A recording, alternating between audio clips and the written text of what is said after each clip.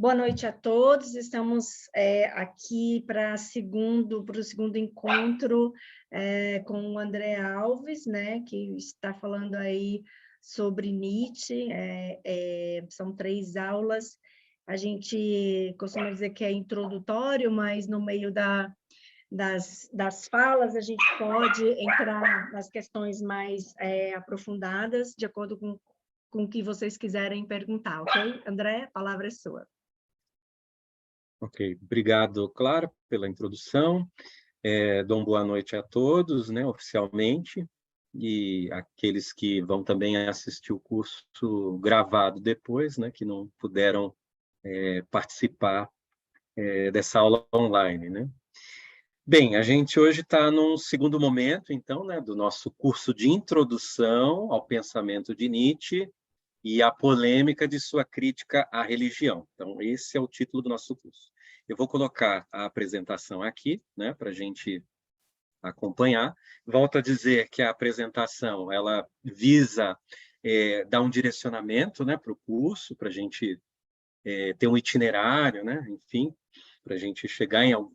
Espera-se, né, poder chegar em algum lugar, mas vocês fiquem à vontade para questionar, para perguntar, para colocar alguma questão. O tema, então, da questão da religião é um tema que a gente coloca como um horizonte para a gente adentrar, né, esse mundo que é o pensamento de Nietzsche, né? A filosofia de Nietzsche ela é muito ampla, né? Como a gente já começou a ver na semana passada. Então, a gente está procurando ter um horizonte aqui onde a gente possa discutir algumas questões, porque talvez seja a questão da religião uma das questões mais debatidas, né, do pensamento de Nietzsche, inclusive aquilo que é debatido fora, né, da academia, pelas pessoas que pegam, né, frases soltas de Nietzsche para ler. Inclusive, hoje nós vamos ver uma dessas frases soltas, que são bastante controvertidas, né, e inclusive entendidas às vezes de forma equivocada, né? Em que momento do curso que a gente está? Tá? Então, hoje a gente inicia a aula 2, porém a gente deixou algumas coisas ainda pendentes na aula 1, tá? Então, eu queria fazer uma rápida revisão aqui, para a gente consolidar um pouquinho as questões da última aula e também pegar, assim, aquilo que a gente deixou de dizer e que era importante, né, que eu tinha preparado para a primeira aula ainda, tá? Então, isso que eu acabei de dizer, eu acho que fica aí, né? Claro, né? O curso visa a introdução ao pensamento de Nietzsche pela via do horizonte da religião e sua filosofia. Novamente, eu quero deixar claro em que sentido que nós estamos utilizando a palavra religião. Então, a palavra religião aqui é utilizada num sentido cultural muito amplo. A religião ela é tanto um produto como produtora da cultura. As religiões elas são forjadas, elas são criadas, são inventadas, são produzidas dentro de ambientes culturais. Isso desde das épocas mais arcaicas, né, do Homo sapiens, há pesquisas, né, dentro das ciências da religião que demonstram que todas as culturas, praticamente, né, tiveram religiões. Então, não há história da humanidade sem história da religião, porque a religião esteve presente em todas as civilizações, né? Então, não houve culturas que não tivessem religiões. Hoje, nós vivemos um outro momento, né, da questão da religião, né? Onde nós temos, por exemplo, aumento de pessoas sem religião, a religião não tem tanta relevância e importância nas questões, digamos, do nosso mais práticas do trabalho, né? Hoje nós somos movidos pela tecnologia e pela ciência, né, na maior parte das vezes.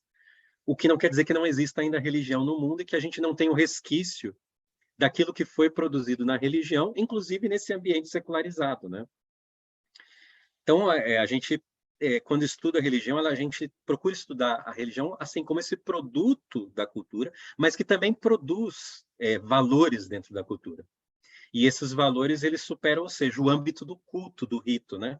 Ele vai para âmbitos artísticos, vai para o âmbito da moral, mesmo as pessoas que hoje, por exemplo, não são religiosas, elas guardam uma certa moralidade que teve origem, por exemplo, na religião, né? Então, a gente está trabalhando com religião como um fenômeno da cultura, a gente pode dizer assim. Mas ela é tanto um fenômeno cultural, né? Ou seja, ela também é mais um item da cultura, quanto também produtora de cultura. Ou seja, a cultura também existe e se expressa e tem suas formas também com influência, né? Com origem em questões religiosas. O que é uma religião? Na especificidade da religião, segundo os estudos hoje mais científicos, né, da religião, né, no âmbito das ciências da religião, que é um estudo científico, não teológico da religião, não doutrinário, né? É a questão do sagrado. Essa é a especificidade da religião. A religião é o quê? É uma instância humana, cultural, que separa as coisas em sagradas e profanas, né? Portanto, a religião tem já no seu ímpeto um sentido dualista, né? Que no sentido, por exemplo, platônico, separaria um mundo verdadeiro e um mundo aparente. Para a religião, o mundo verdadeiro é o mundo dos deuses, né? É o mundo do sagrado, daquilo que dá o sentido último para a vida, né? E o resto seria tudo aparente. Crítica que Nietzsche vai fazer certamente, sabemos disso, né? Essa dualidade do sagrado. E por isso fica o desafio para nós, né?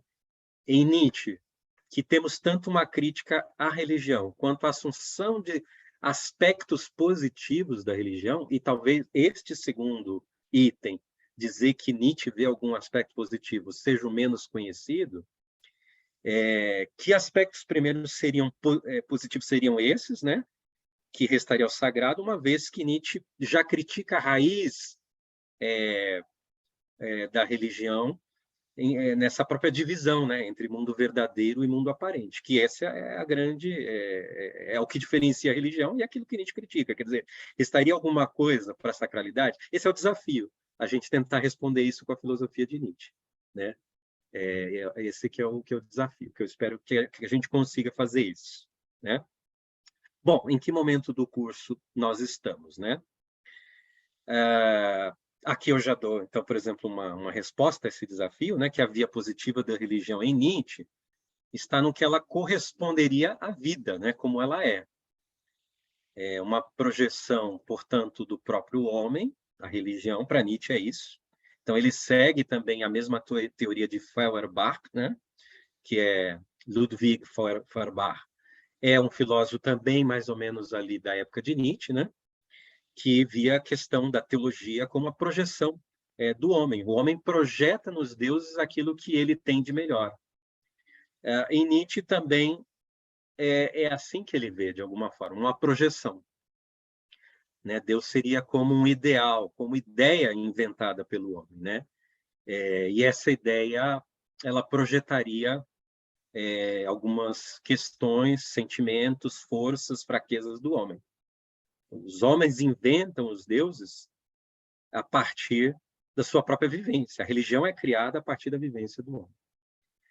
Mas que seria a via positiva para Nietzsche? Se o homem projeta em Deus a afirmação da vida como ela é, então talvez a religião tenha alguma coisa boa se ela afirmar o devir, porque Nietzsche vê a vida como devir, como transformação, como movimento, e não como algo fixo, imutável, permanente, de uma vez por todas. Ou seja, nós vamos ver hoje a questão da metafísica, a crítica de Nietzsche à metafísica. Há uma crítica, portanto, de Nietzsche à metafísica, né? E a religião como esta forma metafísica, à medida que o homem projeta nessa ideia que ele mesmo criou algo que é fixo de uma vez por todas. O que não representa o que é a vida, porque a vida é movimento, é transformação. Nasce-se, cresce-se, desenvolve-se, multiplica-se em outros seres e morre-se. Vida é isso. Anoitece, amanhece, né? Estações do ano. São 4 estações, vão se modificando. E a própria cultura humana também demonstra esse devir, uma vez que a própria criação da cultura, daquilo que o homem cria na cultura, tanto em termos de técnica, quanto em termos de arte, que no grego é a mesma coisa, né? Tekne, né? Ou seja, as criações humanas, os utensílios e os objetos, e as criações do espírito também, elas são sempre transformações, são criadas transformadas, elas deixam de ter um certo sentido. Então, parece ao Nietzsche que não faz sentido quando a gente fixa as coisas em uma verdade absoluta imutável, simplesmente porque a gente projeta isso. É uma projeção que o homem faz, né? Então, a via negativa, logo a via negativa da religião em Nietzsche, está no que ela corresponde à negação da vida como ela é, que a vida é devir. Né? Se a gente pode dizer, por exemplo, os gregos falavam da ontologia do ser, né? Parmênides dizia, o ser é, e não pode não ser. Nietzsche é menos menos concorde com Parmênides e mais concorde com Heráclito, que dizia que, ao contrário, o ser ele é devir, ele é transformação, né? Isso era o que Heráclito dizia. Um homem não pode se banhar 2 vezes no mesmo rio, né? Por quê? Porque no outro dia que o homem viesse banhar, tanto o rio se modificou, porque as águas que passaram ontem já são outras, quanto aquele homem também já se modificou, né? Já aprendeu outras coisas, já viveu, já é outra experiência, não é a mesma experiência não pode ser repetida. Portanto, a via negativa da religião está em sua tendência a uma metafísica, a uma justificativa externa à vida, que seria fixa, seria absoluta, e que desvaloriza e nega a vida como ela é, que é a impermanência, a não fixidez. Logo, uma moral também fica sujeita à crítica, porque seria como o estabelecimento de um único comportamento, ou de alguns comportamentos que seriam os corretos. Como se a gente pudesse estabelecer apenas alguns comportamentos como sendo os verdadeiros, porque seriam oriundos dessa fundamentação metafísica. Bom, isso foi o que Nietzsche visualizou dentro de mais de 2.500 anos dentro da cultura ocidental. A cultura ocidental, ela se caracteriza pela criação de entidades metafísicas, religiões e um pensamento racional, né, que busca na racionalidade a verdade. Essa busca da verdade, né, é o que caracteriza toda a cultura ocidental. Né? E isso por quê? Porque o homem, ele deseja, ele tem medo, né? No fundo, o homem tem o medo da impermanência. Porque não é confortável a impermanência. Então, o homem deseja conservar-se. Ora, qual é o maior evento da vida de um ser que revela a impermanência que todos tememos? A morte. É o medo da morte, o medo dessa impermanência, faz com que a gente se apegue a ideias de conservação, a essas ideias de conservação. Por isso as ideias metafísicas são atraentes. Por isso se pensa numa vida pós-morte, porque é uma ideia de que eu vou permanecer, ainda que o físico morra. Então, todas essas ideias vão sendo forjadas devido a um instinto de conservação. Mas esse instinto de conservação acaba negando a própria vida como ela é, porque nós vamos morrer, é fato. Nós não vamos permanecer, né? Então, portanto, pode-se dizer que o sagrado em Nietzsche é a vida. Por que que é a vida? Mas não qualquer vida. É uma vida que reconhece essa sua característica de devir, de impermanência. Portanto, Nietzsche ele vai elaborar uma cosmologia, ou seja, uma visão de mundo, né? Uma visão de organização do mundo, é isso que é cosmologia, né? Que tem a vida como parâmetro, mas não uma vida eterna, por exemplo, como no cristianismo, e nem pensando numa mera conservação da vida, mas pensando a vida enquanto luta, por exemplo. A vida é luta e sobrevivência. Por isso ele vai pensar, por exemplo, na vontade de potência. Um dos sentidos de vontade de potência, que é um conceito, é um filosofema, né, fundamental em Nietzsche, visa tentar explicar essa dinâmica da vida. A vontade de potência é isso, é um plasmar-se, é um efetuar-se, é um transformar-se.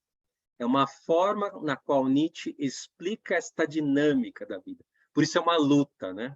É uma luta de instintos fracos contra instintos fortes. E o que será que é o instinto fraco e o que será que é o instinto forte para Nietzsche, dentro dessa cosmologia? E isso nós vamos ver só na semana que vem, na sua crítica ao cristianismo.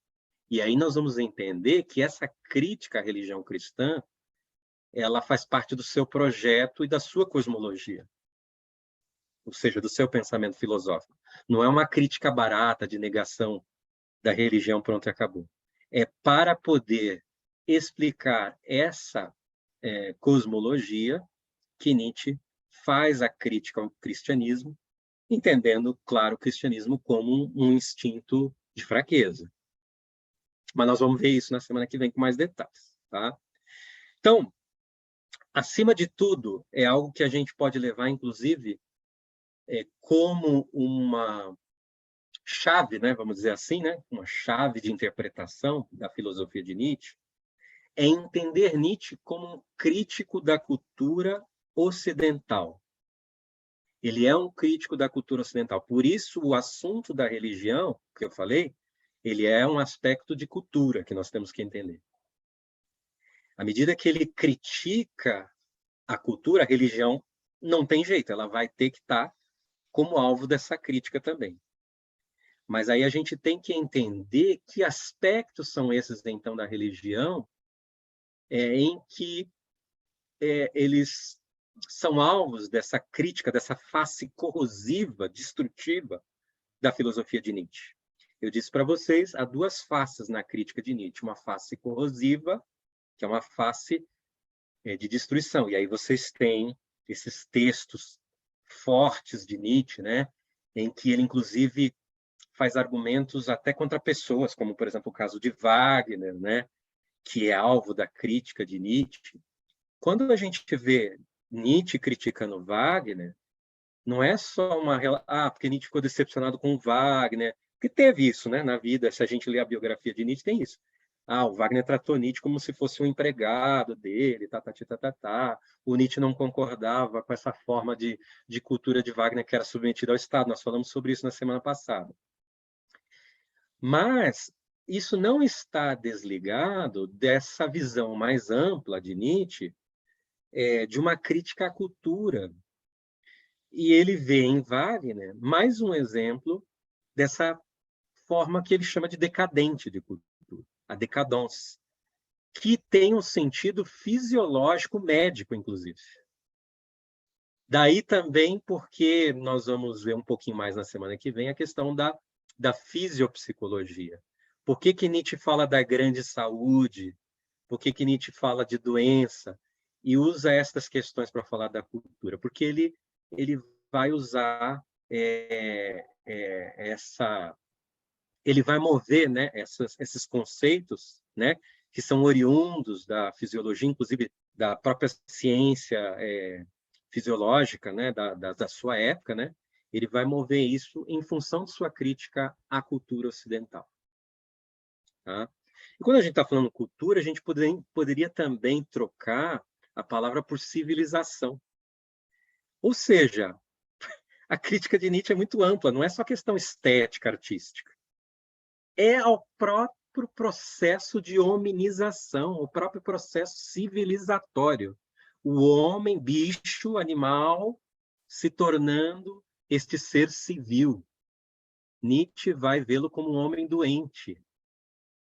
Então, é uma crítica muito ampla. No fim, acaba sendo não só uma crítica da cultura ocidental, como a gente coloca aí, mas a gente pode, sim, arriscar dizer que é uma crítica à civilização humana de maneira geral. Portanto, é um projeto filosófico que tenta dar conta, né, vamos dizer assim, ou talvez não seria boa expressão, né, tentar dar conta, mas justamente o contrário, né, ver que todas essas filosofias e ideias criadas não dão conta da vida como ela é de fato. Porque uma das críticas que Nietzsche vai fazer justamente a esse processo civilizatório é, inclusive, dirigida ao conhecimento. Nietzsche vai dizer que o homem ele acredita que o conhecimento é a realidade, né? Ele está vivenciando aquele momento ali do século XIX de ciências positivas, de uma crença que as ciências positivas teriam, de que elas seriam absolutamente suficientes para lidar com toda e qualquer questão humana, para resolver todas as questões humanas, não só as questões da sobrevivência, mas talvez até as questões do espírito, ou seja, do sentido da vida, né? Mas isso é um problema, porque a ciência também é um modelo criado pelo homem. É um modelo funcional, é um modelo que nos traz resultados. Ok, isso não se discute. E Nietzsche está feliz por isso, porque com a ciência o homem se dirige finalmente à sua própria vida, né? Com a ciência, a desconfiança sobre a metafísica surge. Tá? Porém,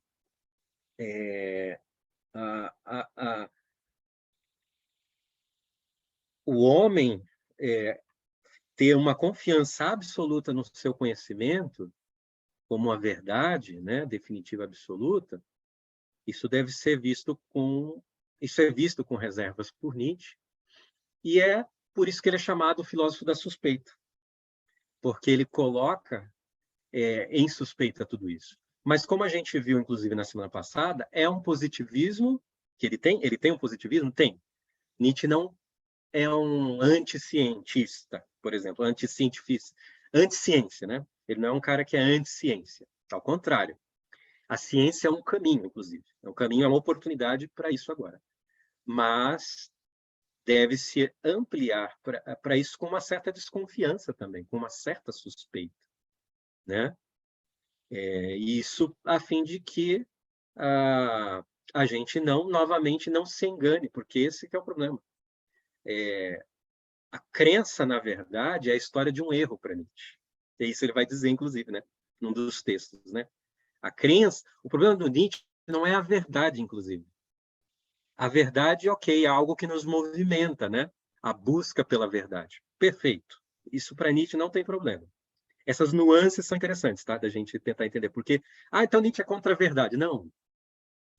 Nietzsche não é contra a verdade. Nietzsche é contra a crença na verdade. Porque a crença na verdade diz o seguinte: achei.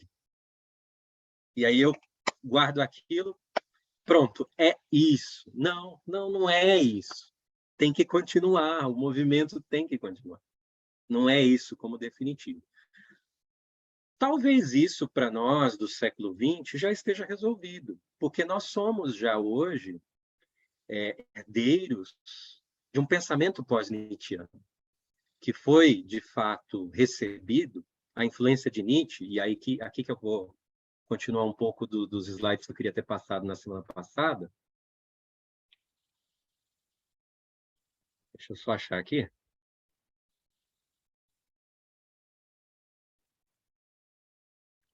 Aqui a gente tem, por exemplo,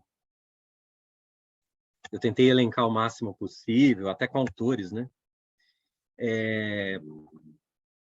Algumas contribuições, a gente pode até dizer influências, né, do pensamento de Nietzsche no pensamento contemporâneo. Então, talvez para a gente hoje, inclusive depois dos estudos de linguagem, né, da filosofia de linguagem e tudo mais, hoje é muito fácil a gente desconfiar de qualquer conhecimento que se apresente como definitivo e absoluto. Mesmo a ciência hoje ela já não se apresenta dessa forma, né? Você vê as próprias descobertas das vacinas, todos são assim, não, a vacina resolve, né? 90%.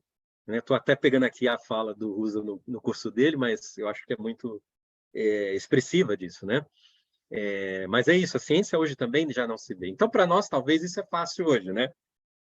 Mas no momento em que Nietzsche vivia uma certa euforia com o positivismo, né, científico, um certo cientificismo, que depois, além de Nietzsche, vai ser criticado por outros filósofos, por exemplo, como a Sária, né, que estudou fenomenologia, né, com Edmund Husserl, né, que também vai fazer uma crítica ao cientificismo, né? Então, hoje, para nós, talvez essas coisas sejam mais tranquilas, mas no período de Nietzsche, era necessário lançar essa suspeita. Ainda mais na Alemanha, que estava bastante empolgada, né, com essa forma da ciência,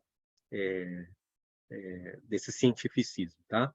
Então, você tem a psicanálise, né, que recebe influências de Nietzsche, embora Freud vai dizer que não leu Nietzsche, mas depois é óbvio que ele leu alguma coisa, né? Mas ele disse que evitara, né? Evitara ter lido Nietzsche para que ele pudesse chegar a conclusões a partir de uma ciência empírica, né? As mesmas conclusões de Nietzsche. Então você tem, enfim, toda a psicologia, né?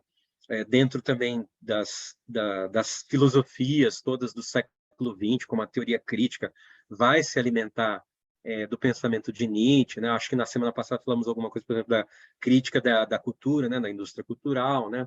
Adorno, né? Principalmente, mas também a própria crítica à, à questão da história também está muito presente nos textos de Benjamin, né? Enfim, você tem o existencialismo, né? Onde Sartre mesmo, no livro Ser e o Nada, fala do Nietzsche logo nas primeiras páginas, né? Da sua principal obra, né? Da ontologia fenomenológica. O Martin Heidegger, sem dúvida alguma,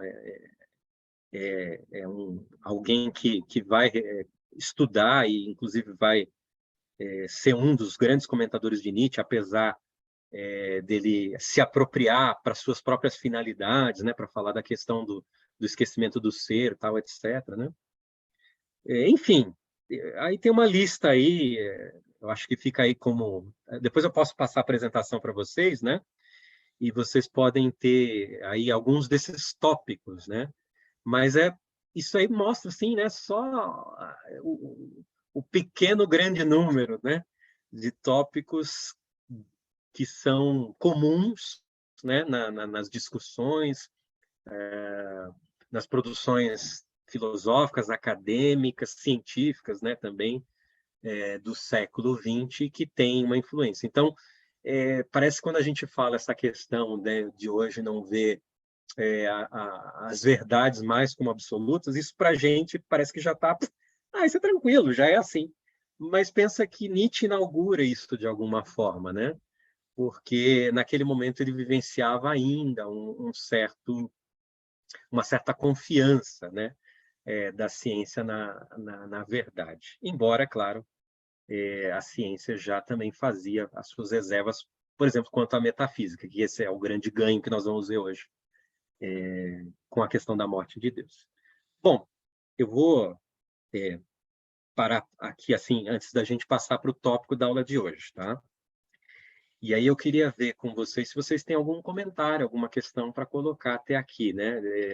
Se deu para entender, né, esse lastro que a gente está utilizando, né, esse horizonte, né, da religião, né, da crítica de Nietzsche, com esse seu projeto filosófico de crítica à cultura, né?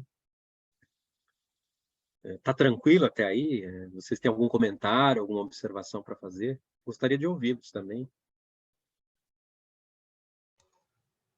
Minha parte, estou conseguindo acompanhar bem e não tenho nenhum comentário adicional. Eu acho que eu estou aqui elaborando essa parte final que você trouxe, sobre essa abordagem de que a verdade absoluta hoje a gente tem essa falsa ideia de que tá ok, tá resolvido, mas eu acho que isso é muito pragmático, ao meu ver, aqui, né, assim, a princípio. Seria muito pragmatismo pensar dessa forma, porque se por um momento que a gente tira para refletir sobre algo hoje em dia, a gente já percebe que aquilo já não dá conta.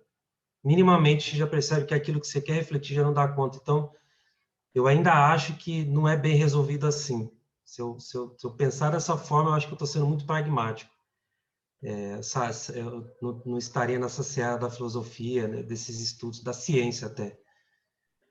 Enfim, é só aqui eu pensei aqui de maneira muito rápida. Mas... Se eu entendi o que você quis dizer, Rafael, você diz assim, bom, isso pode ser bem resolvido talvez no âmbito de quem estuda filosofia, de quem está na academia, né? De quem está pensando essas questões pode de ser maneira também. né? Pode ser Mas também. não tanto no mundo do cotidiano, né? Em que as pessoas se apropriam de coisas como verdades absolutas, né? Não só Exatamente. religião, mas até como moral, né? Como Moral. costumes, como Valores formas em de si. vida, né? Valores, etc. Né? Seria Exato. isso, né? Sim, Isso. sem dúvida, para quem não se entregou ao hábito do pensamento, a metafísica ainda está aí. Nós vamos ver isso dentro da questão da morte de Deus, quando ele fala que a sombra de Deus permanece. São as sombras que ainda permanecem na cultura, né? Então, isso, de fato, não chegou para todos, né? Até na academia, André, eu diria também, né? Porque eu acho que Inclusive na academia, porque verdade. você tem uma gama de, não podemos nem chamar de academia, mas academias, né? Diversas, com confessionais ou não confessionais, inclusive, que permanece ainda uma metafísica onde o pensamento está ainda naquela divisão, né, do aqui e lá, né, este mundo e o outro mundo, enfim, não é apenas para o senso comum ou para as pessoas que não têm um contato com a filosofia ou com alguns filósofos que isso acontece. Acredito que também, inclusive, alguns filósofos ainda persistem nessas ideias, ou por uma questão de costume, ou por uma questão de cultura, ou por uma questão que é escolha também, né? Que a gente, por exemplo, aqui você colocou a filosofia da religião, o Gianni Vattimo. O Gianni Vattimo, que é um filósofo italiano, ele, por exemplo, ele fez um caminho que eu saiba diferente. Ele era, se não me engano, ateu, e depois ele virou cristão católico. Então, assim, por uma opção também, ele tem uma filosofia muito, embora, claro, estudar o pensamento dele, a gente vai descobrir quais as metafísicas que ele tem ou não, mas ainda assim né? Ao meu ver. Não, assim, a Jane Vattimo é um outro autor que faz parte da minha pesquisa, né? Esclarecendo que o Gianni Vattimo, ele é um filósofo italiano, está ainda vivo, mas está bem velhinho já, tem uns 90 anos mais ou menos, acho. E que ele recebe positivamente a filosofia de Nietzsche, a questão inclusive da morte de Deus. Mas ele tem uma perspectiva pós-metafísica da religião, viu, claro? Pós-metafísica. Ele vai entender que, a partir de Nietzsche, não seria mais possível a gente estabelecer a religião da forma como ela era estabelecida, digamos, no mundo pré-científico, pré-industrial, né? Pré-moderno, né? Que é a crença nessa verdade absoluta. Tanto que ele vai defender a ideia do pensamento fraco, que é isso, né? Em outras palavras, o pensamento fraco é isso, assim, não tem verdades definitivas a que se chega, né? Mas são sempre verdades temporárias, tá?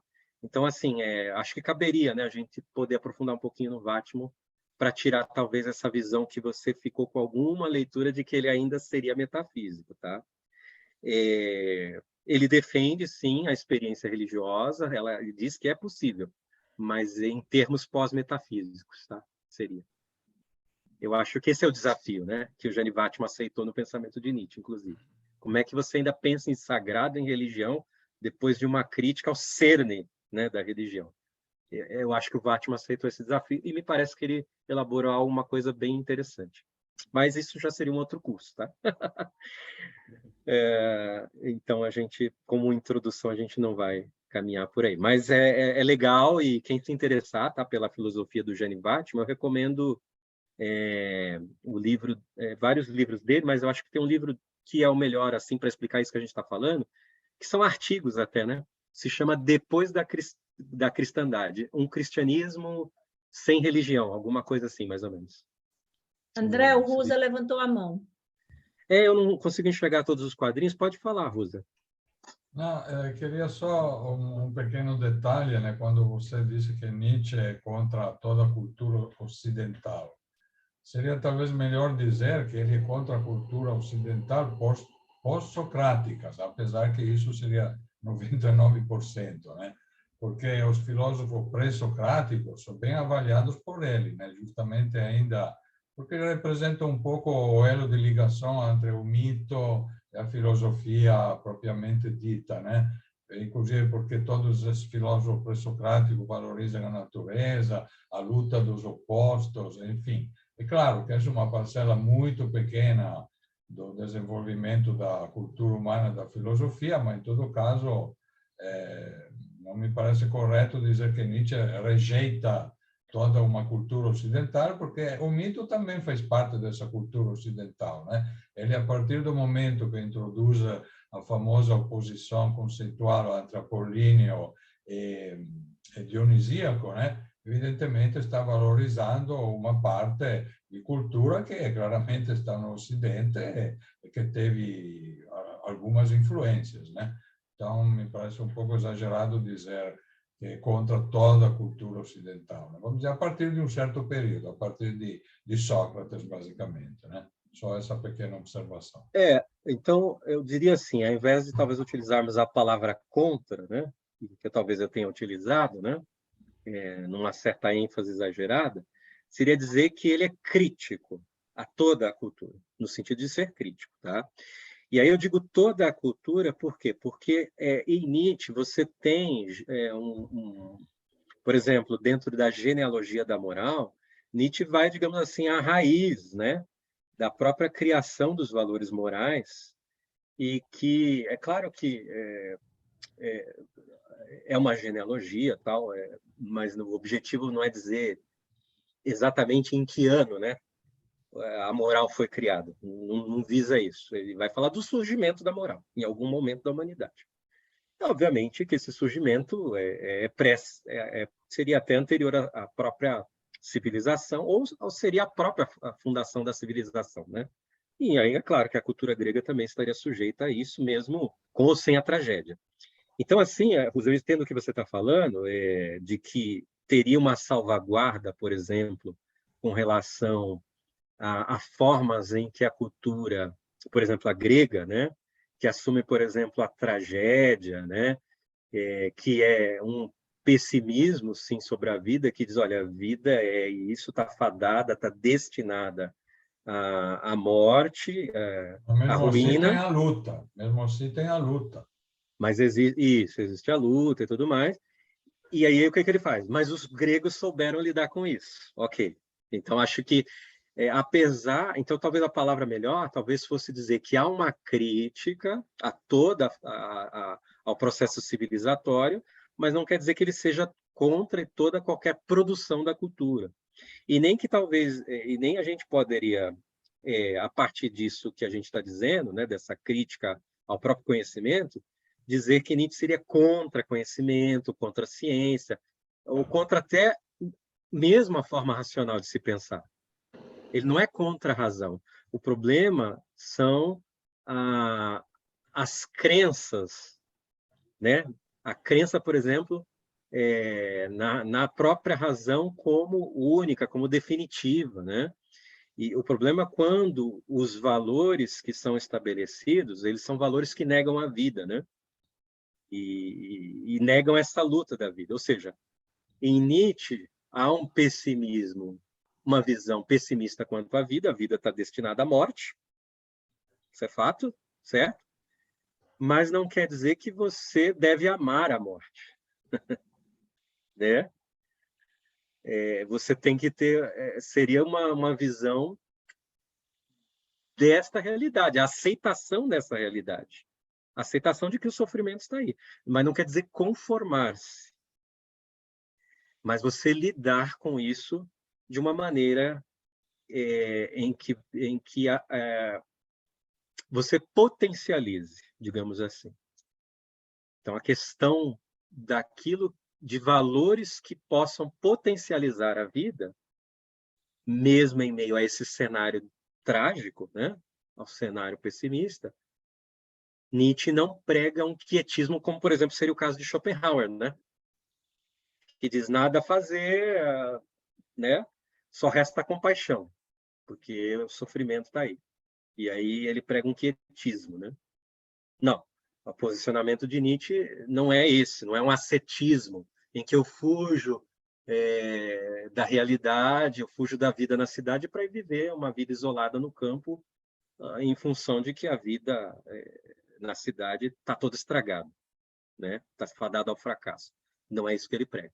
Então, eu concordo, não é ser contra, né, toda a cultura, mas há uma crítica a toda a cultura, mas não quer dizer com isso que tudo aquilo que produziu, Nietzsche vai jogar fora. Não, tem que ver essas nuances, justamente, por exemplo, quando ele faz, nos seus escritos de juventude, um elogio à forma grega, que apesar de depois ele abandonar algumas das teses, né, do nascimento da tragédia, como a gente viu, né, na semana passada,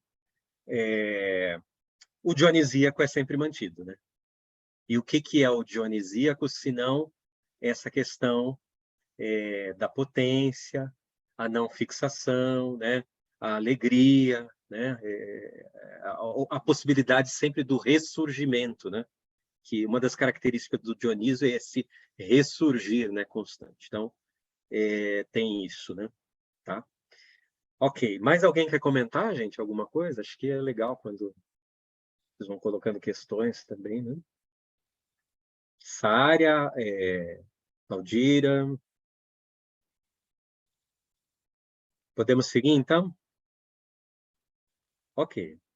Bom, hoje vou pular algumas coisas aqui, depois a gente volta nessas dicas e tudo mais, né? Mas eu queria hoje, então, que a gente entrasse em nosso assunto propriamente dito, que é a morte de Deus e o niilismo. Tá? Eu devo começar pelo niilismo, porque o niilismo é o cenário, ou podemos dizer, é o horizonte a partir do qual se pode pensar a morte de Deus. Tá? Então,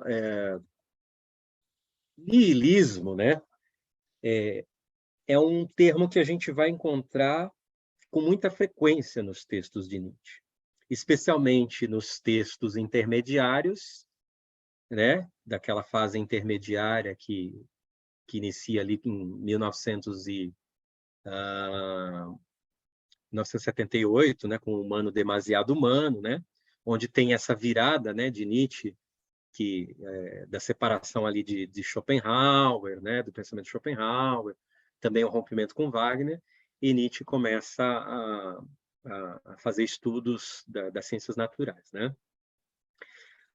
O niilismo, essa palavra vai aparecer com bastante frequência a partir desses textos, tá? Até os textos também de maturidade. Porém, se a gente pensar no que significa niilismo, a palavra niilismo está aí, né? Vem desse latim nihil, né? Que significa igual a nada, né? Significa isso, nada. Niilismo é nada, né? Inclusive, é uma palavra muito utilizada na teologia, né? Deus criou ex nihilo, né? Do nada, né? Deus criou o mundo do nada, né? Então, seria... Nietzsche extrai muitos dos seus conceitos, como eu falei, né? Desse horizonte cultural da religião, inclusive. Claro que vai transformar, né? Todos esses conceitos e vai mover, vai operá-los de forma a defender e inseri-los, né, no seu projeto, no seu pensamento filosófico. Bom, é um conceito que é extremamente, assim, que a gente diz que é polissêmico, né, na obra de Nietzsche, ou seja, ele vai ter sentidos diversos dentro dos textos de Nietzsche, e aí é necessário que a gente, ao ler o texto onde ele está dizendo, onde ele está usando a expressão, procurar naquele texto ali em que sentido ele quer dizer niilismo. Porque, por exemplo, ele vai ver, como diz o Deleuze, Gilles Deleuze, que também é um filósofo importante do século XX, filósofo francês, né, do século XX, que escreveu 2 livros sobre Nietzsche, né? E o Deleuze tem um livro, esse aqui, ó, Nietzsche e a Filosofia, recomendo, onde esse aqui é publicado pela N-1 Edições, né? A editora lá do Peter Pelbar, da PUC. É um texto bem bacana, em que o Deleuze trabalha várias questões aqui da filosofia de Nietzsche. Quando o Deleuze ele fala, ele vai explicar um pouco sobre o niilismo, e ele coloca que há 2 tipos de niilismo, né? Em síntese, pode-se pensar em 2 tipos de niilismo dentro da filosofia de Nietzsche. Um niilismo que seria positivo e um niilismo que seria negativo. Ou seja, um niilismo o qual Nietzsche aprovaria e um niilismo o qual, ou que se ele aprovaria, podemos também dizer assim, que ele veria alguma vantagem nesse tipo de niilismo, e um niilismo que é absolutamente negador da vida, em que ele não vê absolutamente nenhuma vantagem, tá? O próprio Nietzsche também, num de seus fragmentos póstumos, que são os fragmentos póstumos de Nietzsche, tá? São escritos de Nietzsche que ele mesmo não cuidou em publicá-los em vida. São anotações, rascunhos para os seus livros, anotações pessoais em seus cadernos. Tudo isso foi organizado. Primeiramente foi organizado lá pela irmã de Nietzsche, né, uma parte disso, né, a Elisabeth Förster, né, como nós vimos, mas na qual houve falsificações. E depois você tem, nos anos 60, 2 filólogos italianos, Colli, Giorgio Colli e Massimo Montinari, né? Massimo Montinari, que organizaram esses escritos todos de Nietzsche, que hoje, inclusive, se você quiser ter acesso ao texto original em alemão, você pode entrar num site que se chama Nietzsche Source, source.org, nietzschesource.org, que você vai ter acesso a todos os textos de Nietzsche, todos, inclusive a manuscritos de Nietzsche, tá? Alguns desses fragmentos póstumos foram publicados aqui no Brasil pela editora Gen Forense, né? Uma editora que tem livros bastante caros, inclusive, com a tradução do professor e filósofo lá do Rio de Janeiro, professor Marco Casanova, tá? Então, ele fez a tradução de alguns desses fragmentos póstumos. Bom, num desses fragmentos póstumos, Nietzsche fala do niilismo de maneira geral e traz também o sentido de niilismo ativo e niilismo passivo. Como o entendimento geral assim, do que seria o niilismo, teríamos essa definição mais geral. O fato de que os valores supremos se desvalorizaram, né? Mas veja que ele já coloca aí, nesse sentido, né? Que a questão do niilismo é uma questão ambígua, né? O significado do niilismo é ambíguo. Ou seja, não dá para ser entendido só como um aspecto negativo ou só como um aspecto positivo, né? E ele escreve lá, então, niilismo, falta a meta, falta a resposta ao porquê, ou seja, falta a justificativa. Em outras palavras, também,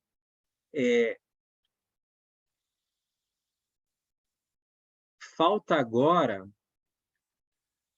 aquilo que possa fundamentar as nossas práticas no mundo. Ou seja, o niilismo ele revela uma crise que vai se ampliando e que tem o seu ápice no século XIX com a morte de Deus, que é a desvalorização dos valores supremos. Eles entram em crise, eles entram em xeque, eles são colocados em questão. Vamos pensar, por exemplo, que com a filosofia crítica de Kant, né, Kant detecta que existem coisas que a razão não pode conhecer, que são os entes ou os valores metafísicos, né? Os entes metafísicos, podemos dizer. Deus, a imortalidade da alma, né? Certo? Ele diz, olha, a razão pura não dá conta desses entes. Tem que ser olhado num outro âmbito. Então, os limites da razão colocaram em xeque o fato de que valores morais que eram sustentados em valores metafísicos, ou seja, os valores morais sustentados em Deus, na religião, os 10 mandamentos, a ordem vem de Deus, né? A moral vem de Deus. Ou ainda, pensando talvez, por exemplo, num direito justnaturalista, em que a própria ordem moral poderia ser deduzida a partir da natureza. Não, nada disso pode ser deduzido fora da civilização do homem. Né? Então, isso é o niilismo. Por que acontece? Se não tem nada maior que o próprio homem que justifiquem os valores, então o que justifica os valores? Vocês já devem ter lido a famosa frase de Dostoiévski, né? Do livro Os Irmãos Karamazov, né? Em que um dos personagens, né, o Ivan, ele vai dizer assim, se Deus não existe, tudo é permitido. Não é isso?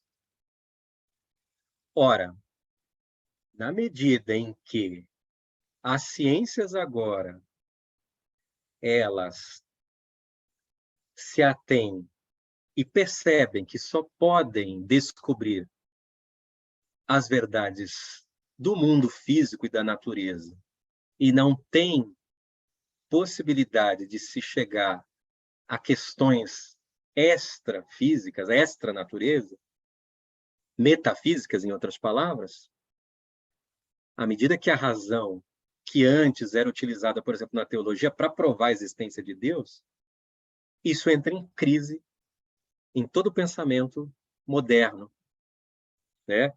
Desde todos os pensamentos iluministas, isso vai começar a entrar em crise, desde Hobbes, né? a Kant. Em Kant isso fica mais evidente com a crítica, né? Da razão pura. Então, os valores morais também estão em xeque. Ainda que Kant, por exemplo, vai dizer que seja possível você ter um valor moral que esteja possível ser deduzido a partir da razão, com a tal do imperativo categórico. Para Nietzsche, isso está em descrédito. Isso está em xeque também. Tá? Bom, ele então vai separar em dois niilismos. Isso é o niilismo. Tá? É essa descoberta de que os valores supremos se desvalorizaram. Eles não têm mais base de fundamentação sólida. Eles se desvaneceram. A fundamentação que era sólida se desvaneceu. Então, ele vai dizer, niilismo ativo. Niilismo como sinal de poder elevado do espírito, como um niilismo ativo. Ele pode ser um sinal de força, olha só, é visto positivamente, né? A força do espírito pode ter crescido a tal ponto que o quê? Ó, as metas até aqui se mostrem inapropriadas para ele. Ou seja, nesse niilismo ativo, o ímpeto da investigação chegou ao fato de que as convicções, os artigos de fé estão em xeque. Estão em xeque, porque não se pode provar cientificamente, não se pode prová-lo sequer, né? Uma crença expressa em geral, justamente a coerção de condições existenciais, que era o quê? Baseada nesses valores, né? Nesses artigos de fé. Por que eu tenho que agir assim? Porque Deus quer. Por que eu tenho que obedecer o soberano? Porque o soberano foi estabelecido por Deus. Por que eu tenho que me preservar sexualmente? Porque a Bíblia diz. Por que eu tenho que sofrer? Porque Deus... Isso está em xeque tudo agora. Isso são valores metafísicos. A submissão à autoridade de relações sob as quais um ser prospera, cresce e conquista poder. Só que Nietzsche vai dizer o seguinte, olha, por outro lado, tem um sinal de força não suficiente para também estabelecer, uma vez mais, uma meta, um porquê, ou seja, tá, levando em consideração que nesse niilismo ativo eu fui negando, eu fui transformando em nada todos esses valores, sobra o quê? Aí alguém vai se desesperar e vai dizer, puxa, mas aí não sobra nada, como é que nós vamos fazer? Né? E é o que os livros, por exemplo, dos escritores russos tinham essa grande preocupação, né? O niilismo dentro da Rússia, por exemplo, né? O que a gente vai colocar no lugar, né?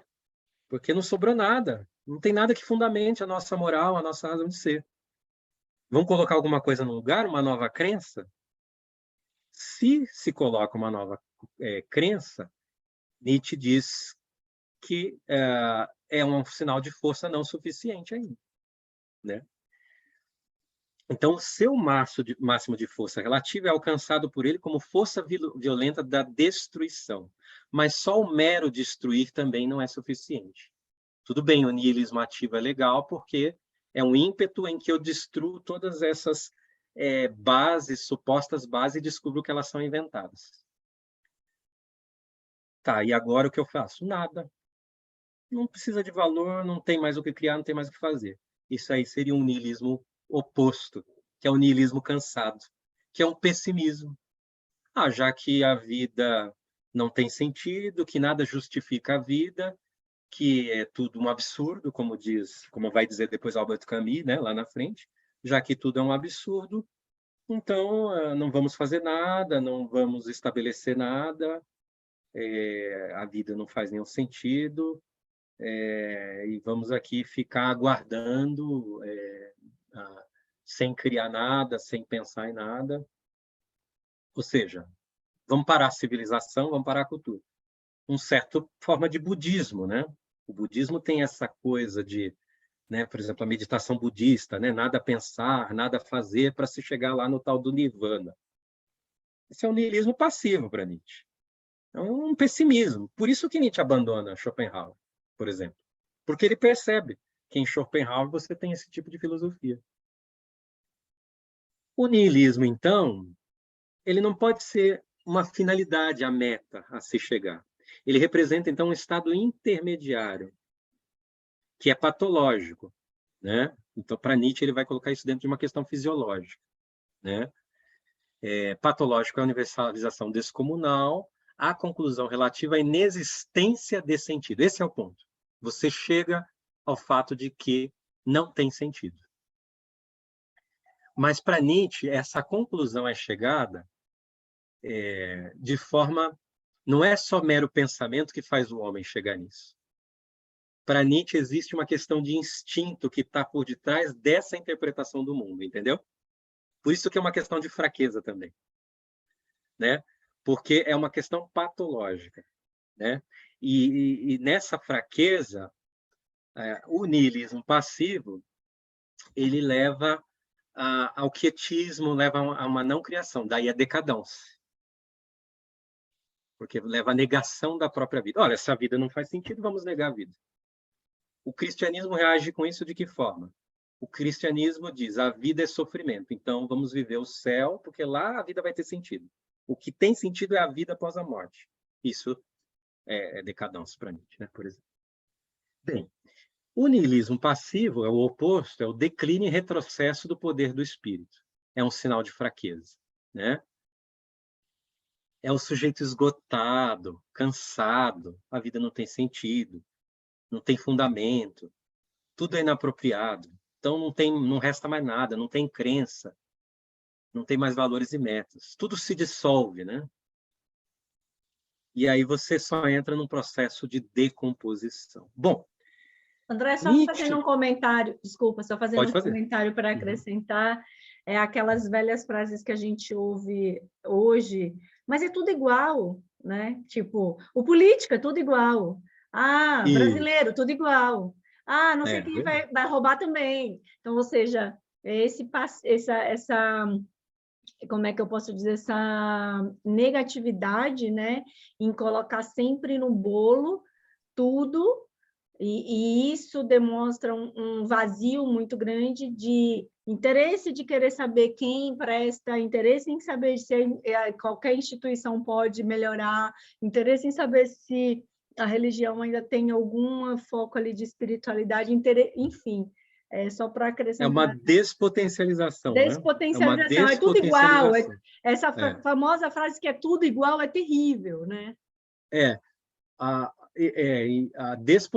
despotencialização, por isso que ele usa esses operativos fisiológicos, né? Como instintos fracos, de decadência, patológico. Por quê?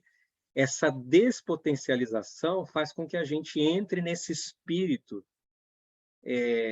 de negação absoluta da vida. Se nada tem sentido, se Deus não existe, então não tem nada para fazer, tudo é permitido, vale tudo, e ao mesmo tempo não vale nada, né? Quer dizer... Agora, ele diz que isso não é só um processo intelectual, entende? Ele diz que isso é um processo instintivo no homem e que se agravou a partir do próprio pensamento socrático platônico, né? Então, o niilismo, portanto, é um processo decorrente, né? Do próprio estado de coisas humanas que tem esse caráter de autossupressão. Por quê? Porque demonstra, o niilismo demonstra que não temos como chegar à verdade. E que qualquer verdade que a gente supostamente chegou é ilusão, é engano. É a história de um erro, né? Segundo Nietzsche.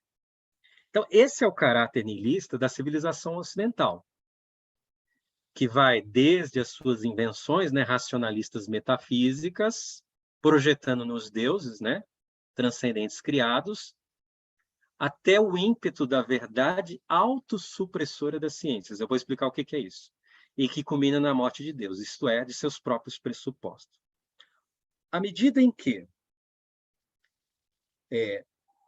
as ciências, o pensamento socrático, racional, deseja chegar à verdade, a verdade, ela em si mesma é um valor moral para Nietzsche. Por quê? Porque a verdade seria correspondência, não é isso? Entre o fato e aquilo que se diz sobre ele. Certo? É isso que é o conceito tradicional de verdade que a gente tem, né? Verdade é correspondência entre o fato e aquilo que eu digo sobre ele. Ora, esse ímpeto de se chegar à verdade está nas ciências também, porque as ciências, ao pesquisar a natureza, desejam saber a verdade dos eventos físicos, né? Ora, as próprias ciências levaram a sua autossupressão enquanto possibilitadora de chegar na verdade absoluta. E, portanto, a ciência não nos permite chegar a um fundamento definitivo, universal, que justifica a nossa existência no mundo. Ela não permite, a ciência não consegue dar conta disso. pela ciência a gente não vai chegar a isso. Ora, se Deus foi concebido como esse fundamento e a ciência forjada dentro do ímpeto da verdade, assim como o cristianismo é forjado dentro do ímpeto da verdade, há um niilismo imanente ao pensamento socrático-platônico, há um niilismo imanente ao cristianismo e há um niilismo imanente às próprias ciências que culminaram na morte de Deus. Ou seja, na morte de qualquer possibilidade de uma fundamentação extra-humana definitiva que justifica, que explica o sentido da vida, da existência, dos nossos valores, da moral, etc., etc.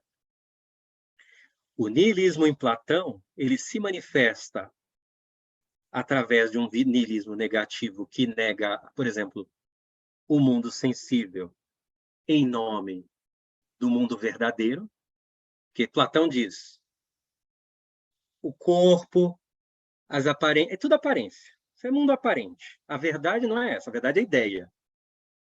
E a ideia se conquista pela razão, pelo exercício da racionalidade. Portanto, o niilismo está intrínseco no pensamento racional. O cristianismo, platonismo para o povo, por quê? Porque dizer, olha, o mundo verdadeiro é Deus. O mundo aparente é o homem, portanto, esse homem decaído, pecador, que Agostinho depois vai desenvolver isso, né? Com essa ideia que ele vai transformar o platonismo em cristianismo, vai pegar, amalgamar platonismo e cristianismo. E vai negar a vida também. Niilismo também é negação da vida nesse sentido. Por quê? Bom, o que importa é Deus, o que importa é o céu, é a vida pós-morte. Esta vida aqui não tem valor. É nada, não é a verdade. E nas ciências, onde a gente teria o niilismo? Bom, nas ciências, Nietzsche vê uma forma de niilismo como oportunidade, mas há um niilismo nela. O niilismo é que a ciência, em busca da verdade, descobre que não pode chegar a essa fundamentação definitiva, absoluta. Né? Então, a gente pode dizer que a morte de Deus ela acontece nesse ápice do desenvolvimento científico, mas que tem a sua origem, o seu processo, né? O seu processo nascedouro, genealógico, dentro do pensamento socrático-platônico e do cristianismo em busca da verdade. André, pode falar.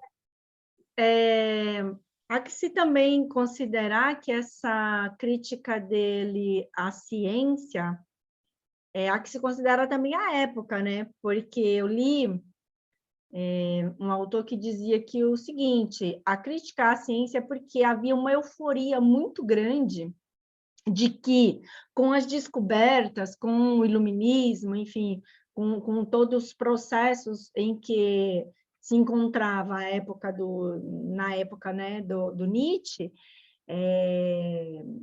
havia um entendimento ou uma esperança, eu vou chamar essa palavra, mas eu não sei se o autor falou isso, esperança, de que a humanidade inteira ia caminhar, né? Como é que eu posso dizer? Junto para uma... como é que se diz? Para uma convergência juntos, ou seja, de subidas da sociedade, digamos assim, a humanidade em geral. O fim das lutas. Exatamente, exatamente. Então, assim, eu acho que há que se considerar isso, porque, assim, senão a crítica para hoje, se a gente pensasse, como você mesmo mencionou que o Rousseau ontem falou com relação à ciência, a ciência ela não acredita, hoje, falando aqui, ela não acredita que ela é absoluta, não, tanto é que ela fala assim, não, essa vacina aqui, ó, ela não vai evitar, ela vai salvar 90%, vai evitar que você morra, blá, blá. Então, ela tem alguma consciência. Claro que a gente não está falando de um tipo de ciência, mas existem vários tipos, mas aqui o Nietzsche detectou sobre o niilismo negativo, acredito, né, que colocou as ciências, estava nesse acreditar, nesse despontamento de que a humanidade ia caminhar juntinho por causa das descobertas, por causa... Então, não sei se você já leu sobre isso, mas assim, há que se considerar essa época, né? Hoje a gente veria com outros olhos, né, a crítica dele. Nem sempre, eu diria, porque, por exemplo, Nietzsche é crítico tanto ao socialismo, quanto ele seria crítico ao liberalismo, quanto ele seria crítico à democracia também. Porque todas essas narrativas, elas partem, talvez a democracia menos, mas poderíamos nuançar um pouco essa questão, mas só para tentar entender o ponto que eu quero chegar a partir da sua fala, né? Tanto, por exemplo, o socialismo quanto o liberalismo, eles possuem uma narrativa de fundamentação, entendeu? Uma fundamentação que eliminaria, que acha que teria a capacidade de eliminar a luta, o dever. E isso, para Nietzsche, não condiz com o que a vida é. A vida é luta. A vida é conflito. A vida é luta entre escravo e servo. Desculpa, entre escravo e senhor. Entre senhor e escravo. Ela é isso. O socialismo espera vencer isso. Por isso, Nietzsche não será favorável. Por outro lado, o liberalismo, ele também tem a ingenuidade, vamos dizer assim, de achar que uma liberdade seria possível, uma liberdade entre todos os homens seria possível. Só que quando há luta, não tem liberdade. Se tem luta, um vai escravizar o outro. Tá? Então, esse ponto, por exemplo, fica muito claro na genealogia da moral, né? Uhum. Ele diz: a vida não é assim, a civilização não é assim, a civilização é luta. Porque organicamente é luta. Por isso que ele vai com uma cosmologia, uma fisiologia, né? E uma psicofisiologia, porque ele enxerga esses aspectos dentro dos próprios instintos, vamos dizer, tanto do ser humano quanto da própria natureza, né? Organicamente, entendeu? Então, essas crenças, elas partiram muito dessa empolgação com a ciência. O progresso, por exemplo, na nossa bandeira, né? Ordem e progresso, vem dessa crença, né? No progressismo, que parte de um progressismo da ciência, por exemplo, com Augusto Comte, né? Sim. Que chega, inclusive, a inventar a religião racional, a religião iluminista, né? Seria assim, uma espécie de religião sem Deus, só com a razão. Para Nietzsche, tudo isso é mais uma vez uma forma de negação da vida e eu diria, uma miopia da realidade, né? Assim, usando uma expressão minha aqui. Bom, então, assim, apesar dessas definições, né, de niilismo passivo e niilismo ativo, Nietzsche considera o niilismo como oportunidade, tá?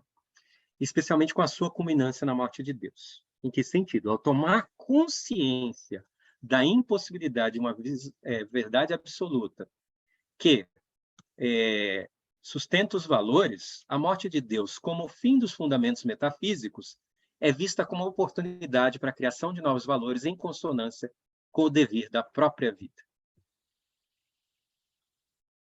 O niilismo do século XIX, que é o niilismo descortinado, né, pelo avanço das ciências, que nos fez ver que é impossível chegar a uma verdade metafísica, porque não temos, hipótese algum, acesso a isso, e, portanto, tudo isso é uma invenção, uma criação, uma projeção do homem para tentar justificar a sua vida no mundo e tudo mais. Ou seja, não temos algo que nos fundamente por fora de nós mesmos. Estamos entregues a nós mesmos nesse sentido. Essa é a grande descoberta. Essa é a grande descoberta da própria ciência, inclusive, né? Estamos entregues a nós mesmos. Ou seja, cadê Deus? Deus morreu. E quem matou? Nós o matamos. Porque nós destruímos esse fundamento. Então, por isso que o tema da morte de Deus é um tema importante em Nietzsche, né? E o tema da morte de Deus vai aparecer em duas obras em especial, tá?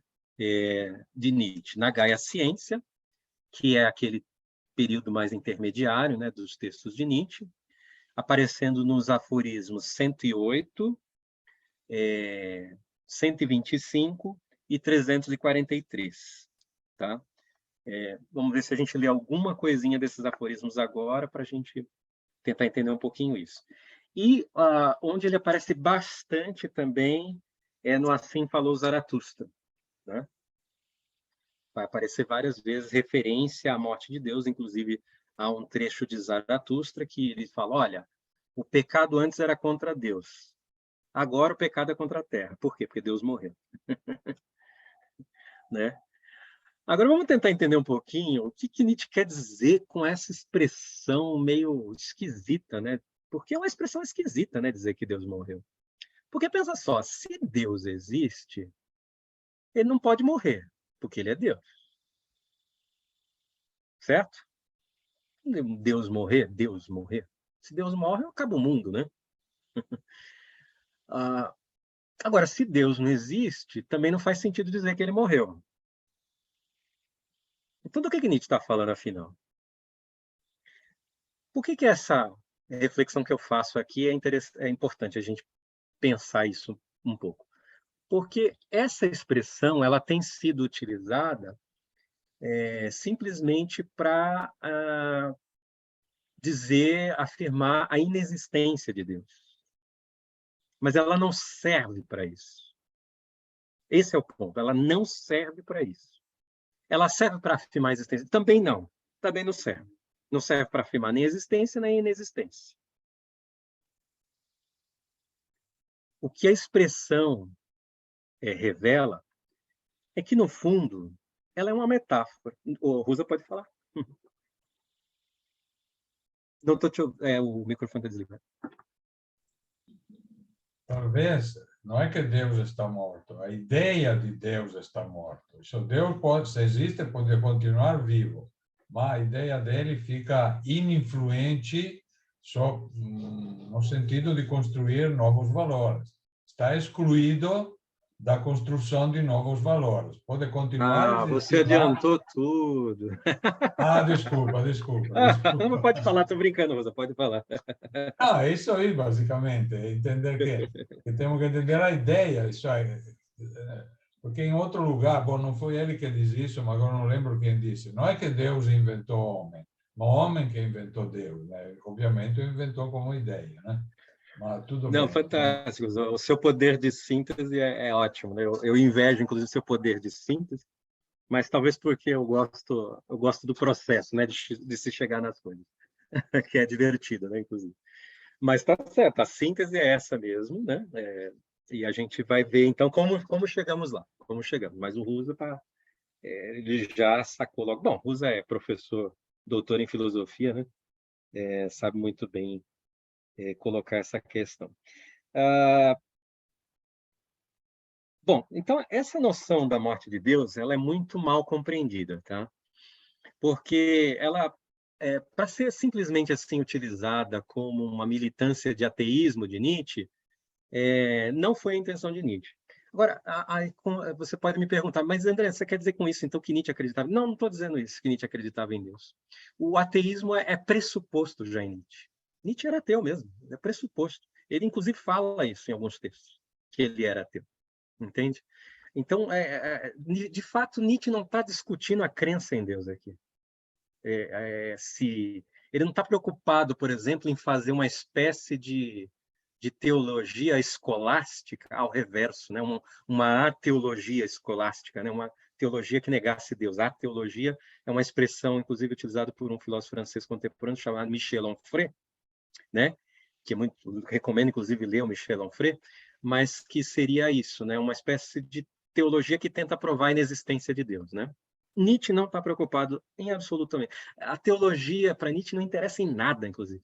Nietzsche, inclusive, fala isso em vários textos. Ele não se interessa pela teologia, nem do ponto de vista positivo, nem do ponto de vista negativo. Então, assim, não é a preocupação de Nietzsche. E aí o Rusa foi em cheio, porque eu vou até ler aqui um trechinho do livro do João Evangelista, né, que é um livro introdutório sobre o tema sobre Nietzsche, né? Ele fala assim, ó, Deus consiste numa noção inventada pelo homem, que num determinado momento da história teria passado a constituir o princípio de fundamentação moral da civilização ocidental. Todavia, essa noção teria começado a perder o crédito por conta do desdobramento histórico da própria civilização ocidental. Ora, com essa definição, também temos as respostas para as duas primeiras questões. Se Deus é apenas uma noção concebida pelo homem, então ela teve uma data de nascimento e também poderia chegar a óbito. A ideia, veja, não é Deus que chega a óbito, é a ideia de Deus que chega a óbito, né? Por quê? Porque sobre Deus nada sabemos. Nem se sim, nem se não, nem se existe ou se não existe. Por outro lado, se a morte de Deus é resultado do desdobramento da história do Ocidente, então Nietzsche não pode ser considerado o único assassino de Deus. Então, não foi Nietzsche que matou Deus. Ah, a pessoa diz, Nietzsche matou Deus. Não. Esse crime, ele tem que ser imputado a toda a civilização ocidental. Bem, um dos textos em que Nietzsche vai dizer isso, que está lá na Gaia Ciência, é esse aforismo 108. Chama-se A Sombra, né? Aliás, chama-se Nossas Lutas, né? A Sombra é eu que intitulei aqui, tá? Mas o texto se chama Nossas Lutas. Olha que interessante a forma como Nietzsche coloca. Depois que Buda morreu, sua sombra ainda foi mostrada numa caverna durante séculos, uma sombra imensa e terrível. Deus está morto, mas, tal como são os homens, durante séculos ainda haverá cavernas em que sua sombra será mostrada. Quanto a nós teremos que vencer também a sua sombra. Numa primeira leitura que a gente lê aqui, a gente fala, tá aí, cara, olha só, esse negócio de igreja acabou, né? Mas não é exato, esse não é o ponto principal aqui da questão. Nietzsche não está profetizando aqui simplesmente que as pessoas vão deixar a igreja e muitas ainda vão continuar indo, né? Não é esse o ponto. Lembra quando eu falei de olhar a religião no seu aspecto cultural? Quais são as sombras de Deus que continuam presentes na cultura humana, nos valores, e que negam a vida? Que valores são esses que negam a vida? Né? São aqueles valores que negam o devir da vida, que negam esta vida como luta, como tragédia, cujo fim é a morte, né? Etc. e tal. São também aqueles valores que dizem que o mundo verdadeiro seria o mundo de Deus, em outras palavras, tá? Ou, pensando platonicamente, o mundo das ideias, a razão, né? Essas narrativas externas, metafísicas. Ele diz o seguinte, olha, Deus está morto, assim, essas ideias já caíram por terra. Tá? As próprias descobertas científicas do homem, a maneira como o homem agora está se organizando no próprio mundo, e Nietzsche já visualiza isso, né? À medida que a sociedade inicia já o seu processo de secularização, já desde o final do século XIX, Nietzsche já vislumbra isso daí, né? A gente pode dizer que essa ideia de que Deus está morto, a gente pode associá-la também, por exemplo, à ideia de Max Weber, que fala sobre o desencantamento do mundo, em que as instituições humanas já não se balizam mais por um livro sagrado, por coisas desse tipo. Nós temos, por exemplo, as instituições hoje seculares, o judiciário, a gente espera ter um Estado laico e tal e tudo mais. Então, a própria organização humana é isso. A própria organização do trabalho não é porque Deus vai mandar chuva, então vamos fazer a dança da chuva, a dança do sol, e aí vamos plantar aqui, e vai dar tudo certo. Não. A gente vai lá na Embracon, vocês conhecem Embracon, né? Embracon que faz todas as pesquisas de plantação, de agricultura, tal, etc. É ciência, tecnologia. O homem já se organiza dessa forma, mas ainda tem sombra de Deus.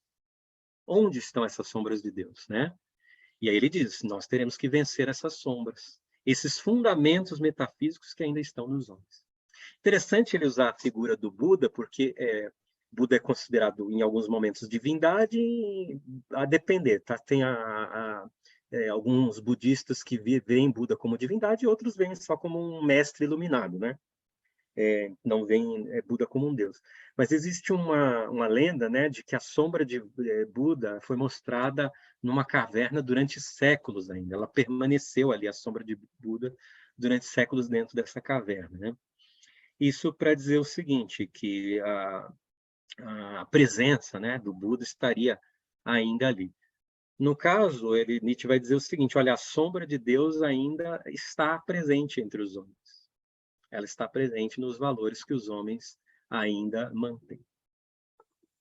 Bem, o outro aforismo é o aforismo 125, que é um aforismo assim que nos lembra imediatamente o livro Assim Falou Zaratustra, né? Aliás, é interessante porque há um aforismo no livro da Gaia Ciência que se chama Incipit Tragédia, né? Tragédia, né? Ou seja, começa a tragédia. E dali ele vai falar de Zaratustra, né? Então, o Zaratustra é uma certa continuidade da Gaia Ciência. Tá? Então, é uma chave de leitura boa é você ler a Gaia Ciência e depois ler Zaratustra, que aí você vai compreender melhor o Zaratustra, por exemplo. Tá? Bom, esse é o aforismo famoso, que é o chamado aforismo do homem louco. Eu não vou ler tudo aqui, porque ele é muito grande, mas é um aforismo que ele se apresenta como um drama, como uma narrativa, como uma parábola, né? Ele é uma historinha, né? É um homem o homem louco que sai em plena manhã com a lanterna na mão, e aí ele fica gritando, procuro Deus, procuro Deus. Ele vai lá na praça do mercado, onde ninguém acreditava mais em Deus, então essa história de Deus era sempre motivo de piada, no fim das contas, né? E aí ele começa a fazer algumas perguntas, né? Mas ele diz, olha, para onde foi Deus, né? Ele mesmo, tudo é pergunta retórica, né? Ele está falando que ele procura Deus, mas ele sabe que Deus não vai ser encontrado ali, entendeu? É uma provocação que ele faz no fundo para dizer que Deus foi morto, Deus está morto, né? E a prova de que Deus foi morto é que vocês já não acreditam mais nele, inclusive. Perdeu o crédito. Vocês estão aí no mercado preocupados em vender, comprar, vocês não acreditam mais em Deus, entendeu? Então, por mais que vocês ficam falando de valores morais, não sei o quê, daquilo, aquilo, outro, né? Que está baseado, né, num fundamento metafísico, mas, na verdade, vocês mataram Deus, nós matamos. Né? Ele diz, né, ó, já lhes direi, nós o matamos, vocês e eu, somos todos os seus assassinos. E aí ele passa a dizer como é que se fez isso, né? E com perguntas ele diz isso, né? Quem nos deu a esponja para apagar o horizonte? Por quê? Porque Deus era o quê? Era o que dava o limite, o horizonte, era o direcionamento, o sentido para a vida, para as pessoas. Olha só, Deus era, dentro das sociedades pré-modernas, aquilo que a religião, né? Era aquilo que fundamentava a vida das pessoas efetivamente. Pode falar, Rosa. Por que Nietzsche escolheu um homem louco para dizer isso? Normalmente as pessoas não acreditam no que um louco diz. Essa é uma pergunta que eu me fiz, né, que não achei resposta. Talvez você possa ajudar. Eu penso essa questão. Eu coloquei inclusive na minha dissertação. Quando virar livro você vai ler. Mas eu vou te adiantar um pouquinho. Eu tenho uma hipótese que o homem é louco, mas não na visão de Nietzsche. Ele é louco na visão dos outros, entendeu? Que o veem. Ele é louco na visão daqueles que acham que essa discussão precise ser feita. Ele é louco na visão daqueles que talvez ainda acreditam em Deus também. Então, ele é louco não na visão do Nietzsche. Porque dizer que nós matamos Deus parece uma loucura, né? Parece um evento de loucura. E procurar por Deus numa praça pública parece um evento de loucura. Mas essa loucura do homem louco é uma visão de Nietzsche sobre uma pessoa que age assim? Ou é a visão dos outros? Olha só, Há um salmo que diz assim, diz o insensato, que é uma outra palavra para loucura, em seu coração. Não há Deus. Corrompem-se os homens e praticam abominações. Nietzsche inverte esse salmo e diz que o louco não é quem não acredita em Deus, quem não diz que não há Deus. Nietzsche inverte e diz que o louco é esse cara que está dizendo que nós matamos Deus. Mas é Nietzsche que chama ele de louco? Esse é o ponto, entendeu? Então, acho que a figura do homem louco, ela serve como uma provocação que Nietzsche faz, que a loucura é estar em não perceber a morte de Deus. É não perceber a morte de Deus. O que o homem louco vem avisar, olha, Deus morreu. Deus morreu. Então, essa é a minha tese. E o mais interessante é ele dizer, no fim, que ó, eu estou avisando que foram vocês e fui eu que matei Deus, né? Porque eu sempre que eu leio esse aforismo, eu fico pensando assim, nossa, na verdade, ele já sabia, né? Claro, da morte de Deus, mas como no mercado é até assim, talvez um sentido que você está distraído, né? Vivendo as vidas vazias, digamos assim. E você tá sem perceber, sem saber, e alguém tem que chegar e avisar, acorda aí, né? Tipo, Deus morreu, quem matou foi vocês e eu, né? Enfim, eu sempre gosto de pensar nisso como a questão de que sempre tem que ter um louco para avisar de alguma coisa para as pessoas desavisadas. Exatamente, ele vai falar aqui, ó, isso que você está falando está aqui no texto. Depois que ele fala, né, nunca houve um ato maior, né, que é a morte de Deus, e quem vier depois de nós, pertencerá por causa desse ato a uma história mais elevada que toda a história até então. Sim, todos somos responsáveis, né? Mas ele deixa que ele vê como uma oportunidade, é uma história mais elevada, né? Isso já dá uma indicação de como Nietzsche vê a morte de Deus como uma oportunidade. E aí ele fala assim, ó, nesse momento silenciou o homem louco, e novamente olhou para seus ouvintes. Também eles ficaram em silêncio, olhando espantados para ele, né? Depois daquela cena toda, de tudo que ele diz ali, né? A cena é dramática, a cena é bonita, o texto é muito bonito, né? O texto é de uma dramaticidade, de uma riqueza que um texto simplesmente assim filosófico, com argumentações muito racionais, não daria conta, né? De trazer o impacto disso daqui. E aí eu acho que está a genialidade de Nietzsche aí, né?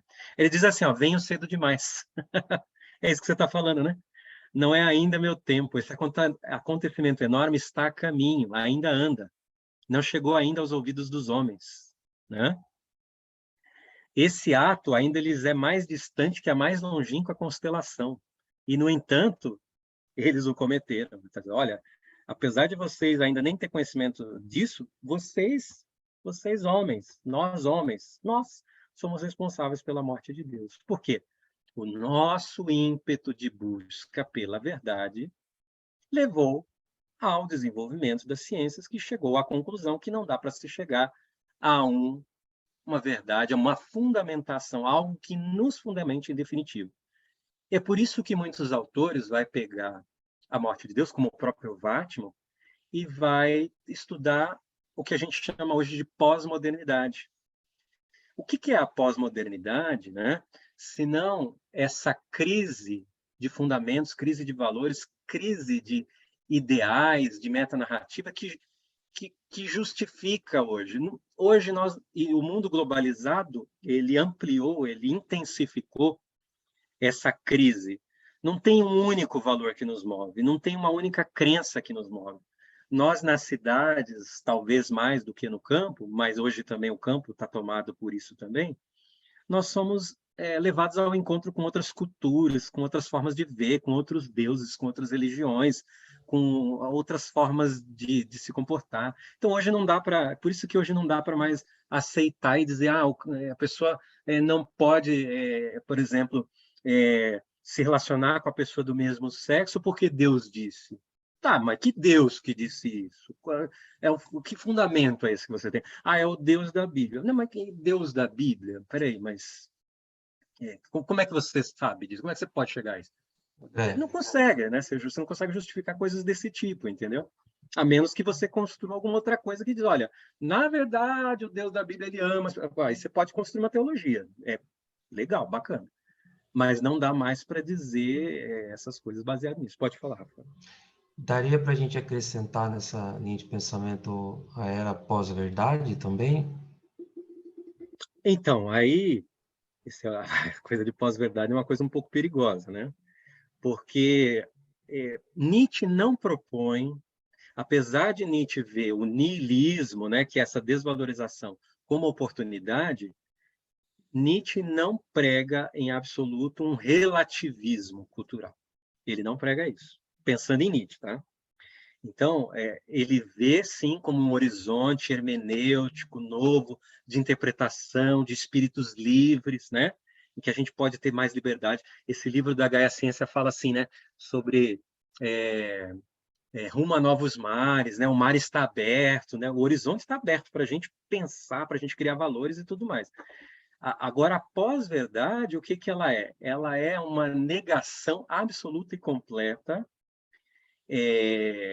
de, de narrativas, ela nega determinadas narrativas em nome de outra narrativa, entendeu? Ela estabelece uma narrativa, só que é uma narrativa que tem também lá a sua ideologia, os seus valores e tudo mais. Então, assim, eu acho que o problema de pós-verdade ele tem que ser olhado um pouco de cuidado para que, não fazendo uma relação, por exemplo, com essa questão de Nietzsche aqui. Como se Nietzsche, a partir disso daqui, ele fosse um relativista cultural. É claro que, eu vou já deixar o Rosa falar, é claro que se eu pego Nietzsche como uma caixa de ferramentas e pego só essa parte, né, desse horizonte absolutamente aberto, claro que eu posso cair no relativismo cultural.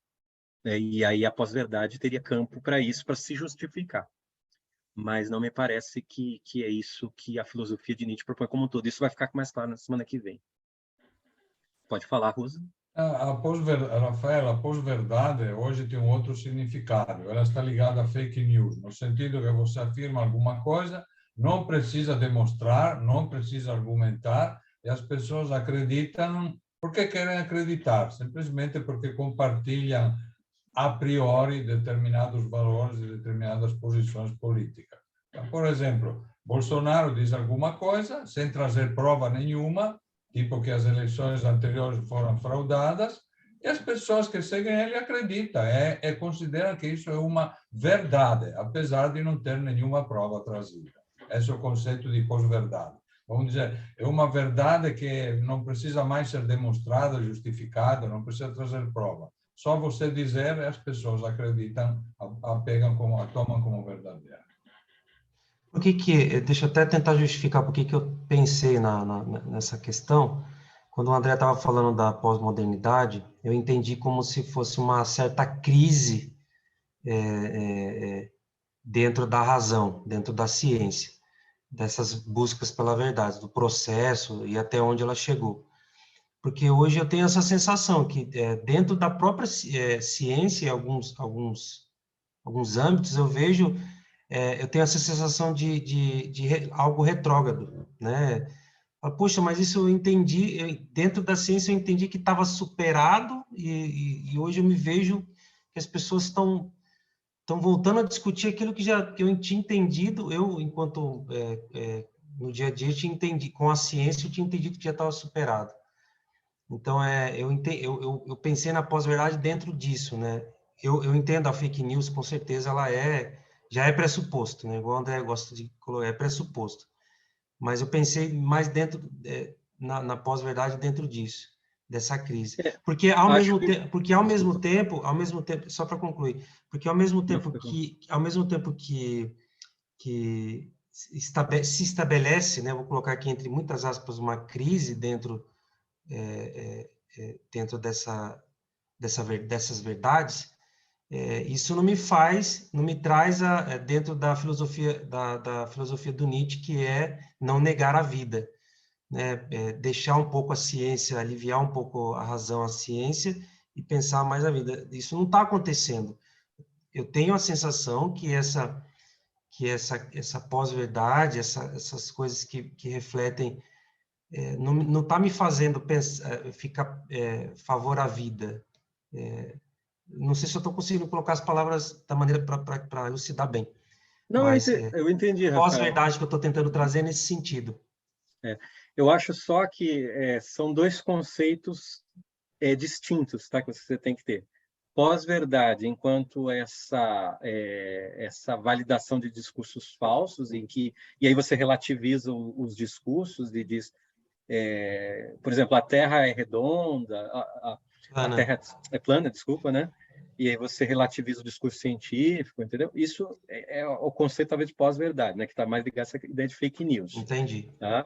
Então, eu relativizo os discursos para poder justificar qualquer afirmativa que eu quiser, que eu achar que eu tenho que fazer, simplesmente da minha cabeça, sem nenhuma argumentação, né? Sem nenhuma justificativa racional, científica, filosófica. E agora, pós-modernidade é outra coisa. Pós-modernidade é um conceito que se utiliza para caracterizar um período e uma forma de se pensar nesse período. O que está em crise na pós-modernidade? Está em crise o que se chama de metanarrativas. O que é uma metanarrativa? É uma narrativa que justifica outras narrativas, né? É aquilo que pode justificar as ações do homem, etc. e tal. Então, hoje, religião talvez seja um grande exemplo disso. A religião hoje ela está em crise, por quê? Porque dificilmente a religião consegue mover mais do que um grupo ou outro de pessoas, entendeu? As sociedades hoje elas deram conta que, por exemplo, não existe só uma religião, tem várias, né?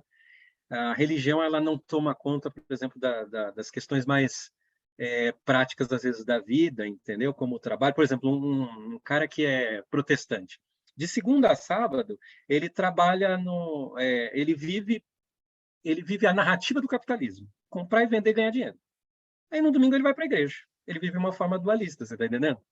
Então, assim, o homem de hoje é fragmentado, portanto. Por exemplo, religião é uma questão de escolha. Não é algo que vem da cultura, porque é uma tradição simplesmente do povo, não. E isso se intensifica à medida que o quê? Que o homem ele vira um ser das cidades e vai deixando cada vez mais os campos, entendeu? Por isso que é uma característica do tempo e uma característica da forma de pensamento. Você está me ligando, Clara? Ah, só para avisar do tempo. Não, a gente está chegando já no finzinho, tá? Acho que Obrigado, ficou claro André. que Ficou bem claro, viu? Ficou bem claro esse ponto para mim. Obrigado. Isso, tem que só separar os dois conceitos. Eu só queria assim, deixar bem claro o que seria, então, a morte de Deus. Tá? A morte de Deus, então, depois Nietzsche vai dizer lá no aforismo 343, que aí é um aforismo em que me parece que Nietzsche argumenta um pouco mais, né, que ele não trabalha só com a narrativa dramática, mas ele explica, né, olha, o maior acontecimento recente, o fato de que Deus está morto, ele diz, de que a crença no Deus cristão perdeu seu crédito. Já começa a lançar suas primeiras sombras sobre a Europa. De fato, é isso que começa a acontecer. A Europa começa a vivenciar essa crise do Deus cristão como justificador de toda moral, de todo comportamento. A religião ela passa a ser setorizada, particularizada, ela passa a ser uma área da vida. A própria escritura, ela, né, com os métodos da teologia liberal, por exemplo, ela passa a também ser submetida a critérios científicos, né, as escrituras, entendeu? E aí sobra o que para a religião? Talvez justificar a moral, mas aí Nietzsche vai falar, mas não dá, né? Nós matamos Deus, e vai justificar a moral agora através do cristianismo como, né? É isso que Nietzsche começa a visualizar. Então, ele vê então como um desmoronamento, porque os valores da cultura ocidental estavam baseados nessa fundamentação metafísica e, em especial, a Europa é fundamentada na moral judaico-cristã, que é a moral da compaixão, a moral que valoriza o sofrimento, que desvaloriza a vida, né? E aí ele vai fazer toda uma crítica, e nesse sentido nós vamos ver na semana que vem ao cristianismo, né? E são sentimentos, são instintos, né? De fraqueza e tudo mais. Essa é a crítica de Nietzsche, entendeu? A gente pode discordar dela em tudo e pode fazer críticas à crítica de Nietzsche, mas a gente tem que conhecer em que sentido se dá essa crítica, tá? Nietzsche não quer dizer com isso que as pessoas iam simplesmente deixar de ir às igrejas, não é isso que ele estava preocupado em dizer. Na verdade, ele fala, olha, a igreja assim, é só mais um elemento que mostra que o homem ainda vive das sombras de Deus, mas que na prática da organização da vida social, isso já está superado, entendeu? A questão é que já está superado, né? Então, esses valores vão desmoronar. Por que Nietzsche vê esses valores judaico-cristãos dentro de vários ambientes da cultura, tá? Então, tudo está aí sobre nela construído, nela apoiado, nela arraigado, toda a nossa moral europeia. Ele vai dizer isso daí. É por isso que você tem um livro, por exemplo, como um outro escritor russo, né, que chama Turgenev, que se chama Pais e Filhos, que fala sobre o niilismo, né? E aí esse livro é muito legal, porque assim, olha, esses jovens aí, tá vendo? Eles são niilistas, né? Porque eles estão aí questionando, né, os valores, estão questionando a moral, estão questionando isso, aquilo, sobra o quê, né? E aí, né, essa ideia também do Dostoiévski, né, que diz, se Deus não existe, então tudo é permitido, porque não tem mais sustentação nenhuma. Esse é o niilismo passivo, né, em que você simplesmente, tá, então, como não tem mais sustentação, o que o homem pode fazer, né? Eu acho que esse é o relativismo que Nietzsche não aprovaria, entendeu? Me parece que ele não aprovaria, porque ele critica justamente isso. Olha, vocês fundamentaram tanto aí que agora vocês não sabem o que pôr no lugar. E a gente, na verdade, ele fala, não, vamos olhar positivamente para isso, né? Só falando mais um autor aqui, que é o Alexandre Marques Cabral, que escreveu esse outro livro aqui, Niilismo e Hierofania. Ele fala sobre a morte de Deus, e ele fala que, sim, tem a atitude mais comum, né, com relação ao niilismo, é a atitude nostálgica, que é o quê? Vamos voltar, então, aos mitos antigos, para fundamentar a nossa moral. Por exemplo, nós temos o caso do fundamentalismo religioso, aí, né, em que se coloca isso. E é muito comum, né? As pessoas, vamos voltar às origens, hoje em dia o mundo está muito mal, a gente tem que voltar como era antigamente, que não sei o quê, que a vida era mais organizada. Mas não dá, isso aí já era, Deus já morreu e seja, né? Não dá mais para chegar. Lembre-se, gente, quando eu estou falando Deus morreu, eu estou sempre usando a metáfora, tá? É a fundamentação que cai. Eu não sei nada sobre o Deus, se ele existe ou não. Esse não é o ponto aqui, entendeu? Mas é a fundamentação que que é aquilo que o Rusa colocou bem, Deus como ideal, né? Deus como ideal criado pelo homem. Bom, em síntese, morte de Deus é o fim da metafísica. O Heidegger vai falar isso de forma bastante interessante, né, nos livros dele. É o fim da verdade absoluta, segundo Gianni Vattimo, né? Como a gente está falando da pós-modernidade e o Gianni Vattimo discute isso. É o fundamento dos fundamentos dos valores morais. Se Deus não existe, tudo é permitido, Dostoiévski.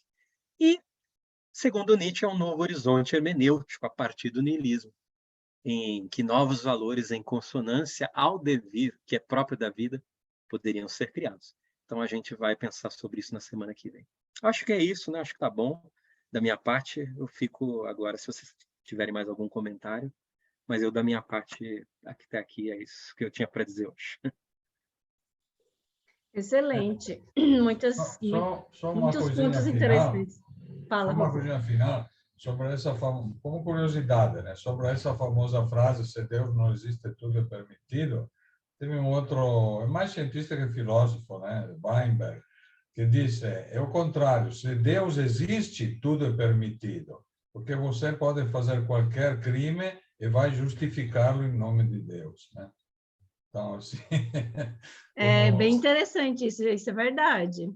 Aquilo que o André falou, você vive toda a vida capitalista durante a semana, aí tem, nas questões morais, o pessoal, sei lá, trai a mulher, bebe, aí depois de domingo vai para a igreja, está tudo perdoado.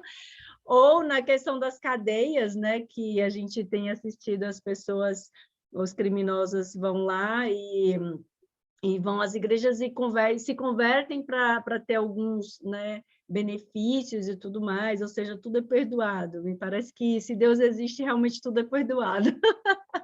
Sobretudo as guerras de religião e coisas assim, né?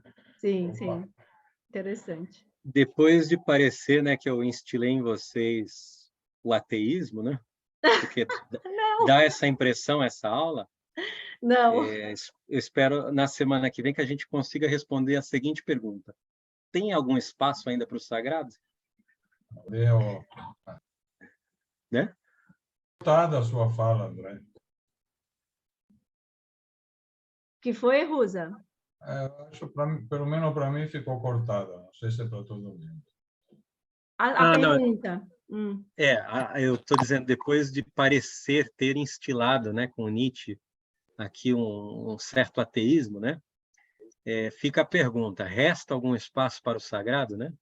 E eu digo parecer, porque a gente chegou tão profundo aqui no texto de Nietzsche, que dá uma impressão que a gente estaria totalmente em consonância, né, com isso de Nietzsche. Mas eu aprendi com alguns professores de filosofia, quando a gente vai falar de um filósofo, a gente tem que quase fazer com que o aluno acredite que a gente acredita em tudo aquilo que o filósofo está dizendo. Então, esse é o segredo. Mas eu queria ouvir a Valdir, a Sária, que não falaram nada, né? Eu vou dizer uma coisa, depende muito do que para você é sagrado. Né? Para mim, o meu vinho aqui, ó, que inclusive eu acabei de tomar, ele é bastante sagrado, então... Pois é. Então, esse espaço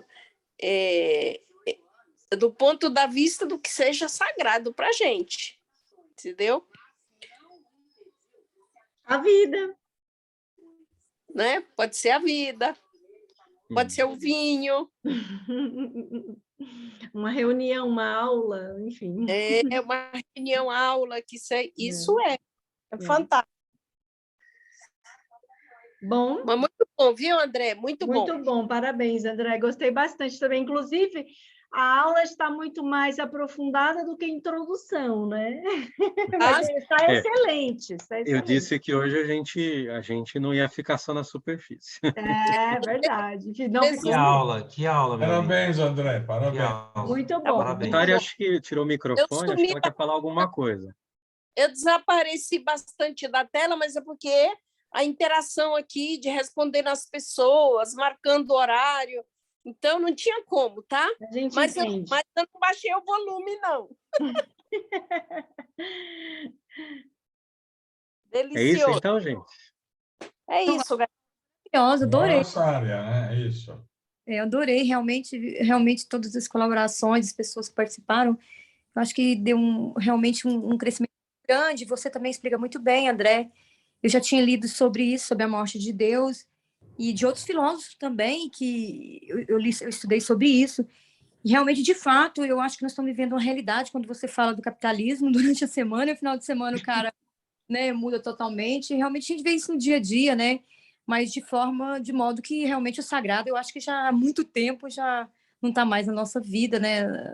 Por outros aspectos e outros estudos de tempos e tempos, a gente sabe que são muitas invenções mesmo, né? Para o próprio ego do ser humano, eu acho. Eu vou me aprofundar e depois trabalhar isso com você sobre a questão do que você falou, quem não se entregou ou não se entrega ao hábito do pensamento, eu sair de foco, e a questão do pensamento fraco. Tá, o pensamento fraco é Jane Vattimo, a gente pode fazer um curso especial só de Jane Vattimo, né? Porque é um autor que eu estou estudando, inclusive, e é um autor muito interessante, porque ele traz a possibilidade do sagrado, mesmo após a morte de Deus, né? Laico, né? Uma espiritualidade, cristandade digamos, laica, seja, secularizada. Quando a gente fala que um vinho é sagrado, uma reunião, ou como o Usa ontem mencionou, você ficar ali olhando contemplando a montanha ou passando um friozinho, né, Rosa? É um sagrado. Agora, na semana que vem eu vou falar um pouquinho mais disso. Assim, não é o objetivo desse curso em si falar disso, mas o meu trabalho, por exemplo, ele visa mostrar que mesmo o religioso, apesar dessa concepção, né, ele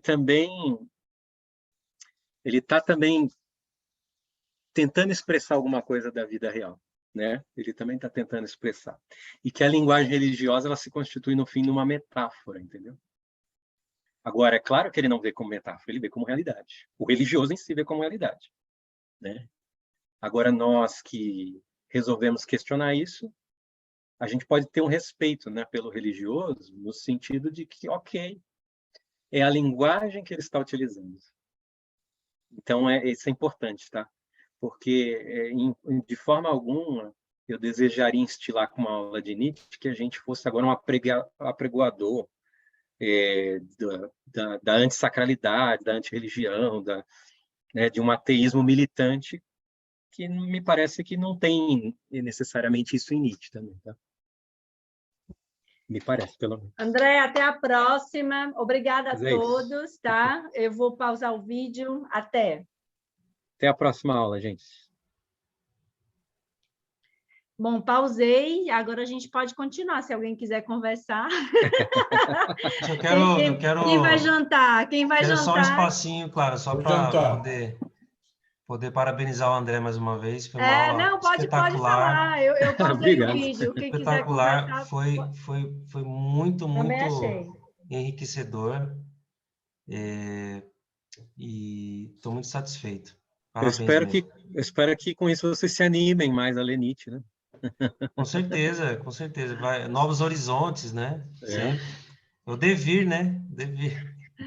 Tá bom, gente. Boa noite, pessoal. Eu vou ter que deixá-los aqui, eu tenho um compromisso agora. Obrigado. Tá bom. Obrigada, eu vou ter que sair para um aniversário agora. Até tchau, Rosa. Tchau. Então, falamos, André. Abraço. Abraço. Aí, vou agora sair, né? E aí ele começa a gravar, né? Não, eu acho que vai ser eu, viu? Porque eu fico como host, Então, deixa eu sair, aí você me fala se vai o seu ou o meu, tá bom? Tchau, Sária. Tchau.